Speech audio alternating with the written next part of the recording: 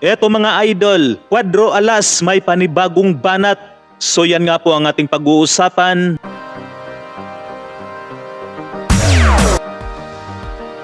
Eto na nga mga idol no, yung bagong post ni Cuadro Alas, it's my boy. Sinabi nga niya rito na hambog na kung hambog. Real talk lang kasi ako. Ayaw ko ng plastic. Oo, Pilipino ako. Pero hindi ibig sabihin, pati bulsa ko, gusto nyo doon ako tatalpak sa Pilipino. Alam ko at alam nyo kung sino ang mananalo. At kung hindi kayo plastic, PM nyo ako, talpakan tayo. So yan ang birada ni Cuadro Alas, it's my boy. Well, para nga po sa akin mga idol ay may punto nga naman itong si Cuadro Alas. Alam naman nating lahat na pagdating sa talpakan ay talagang malakas tumalpak si Cuadro Alas. Nakatulad lang yan sa mga iilan sa atin na pagdating sa pera ang pinag-uusapan ay talagang doon sa nakakalamang. Diretsahin na natin mga idol, si Naoya Inoue ang tinutukoy ni Cuadro Alas, it's my boy. Pero may isa pa nga pong banat itong si Cuadro Alas. Sinabi niya naman dito na ang suporta ibigay sa ating kababayan.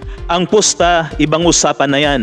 At tama na naman dyan si Cuadro Alas na ang suporta dapat ibigay natin sa ating kababayan. Pero ibang usapan na pagdating sa yan mga idol. Tama ba mga idol?